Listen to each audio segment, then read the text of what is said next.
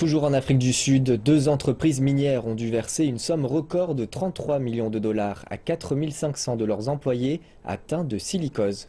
Le long combat judiciaire s'est finalement réglé à l'extérieur des tribunaux, mais va laisser des traces dans ce secteur d'activité très important dans le pays.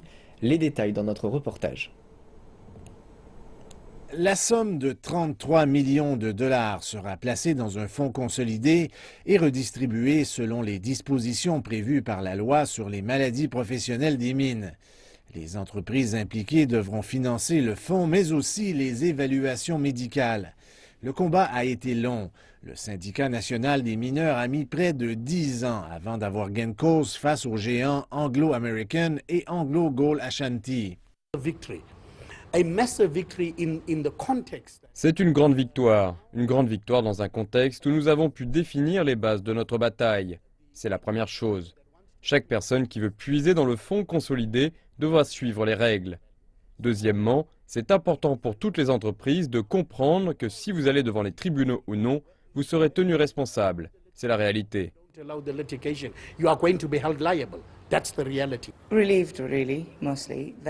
Nous sommes soulagés parce que nos clients pourront obtenir une compensation.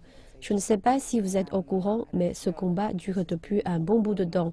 Nous sommes soulagés que plusieurs mineurs pourront toucher de l'argent de leur vivant. C'est un combat qui a duré longtemps et qui est maintenant terminé. Mais les choses ne sont pas tout à fait terminées pour les mineurs.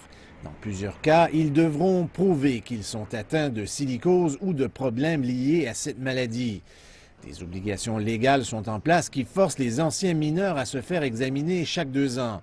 Selon les statistiques, un pourcentage important de mineurs est touché. 2000 dans la province du Cap-Occidental et environ 1000 au Lesotho. Le système s'est pratiquement effondré, particulièrement dans le Cap occidental et au Lesotho.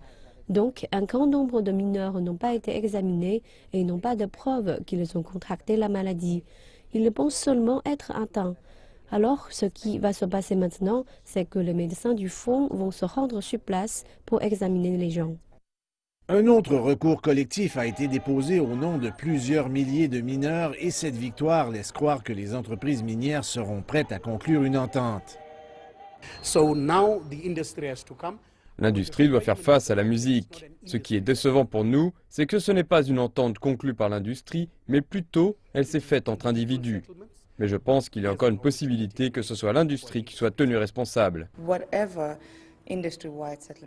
Peu importe le genre d'entente qui sera conclue, elle sera bien accueillie parce qu'elle va réellement aider les anciens mineurs. Peu importe le résultat, 4500 anciens mineurs et leurs familles recevront une compensation. Les mineurs africains, pas les sud-africains, les mineurs africains n'ont toujours pas de dignité à offrir à leurs familles, parce qu'ils vivent dans une pauvreté abjecte, dans la douleur et la souffrance. Nous avons maintenant une chance de nous attaquer à ce problème. Nous voulons qu'ils puissent regagner leur dignité. Il s'agit d'une bonne nouvelle pour les mineurs, particulièrement pour ceux qui ont dû laisser leur famille derrière eux. Et cela envoie aussi un message très clair à l'industrie minière, en ce qui a trait au passé, au présent, mais surtout à l'avenir.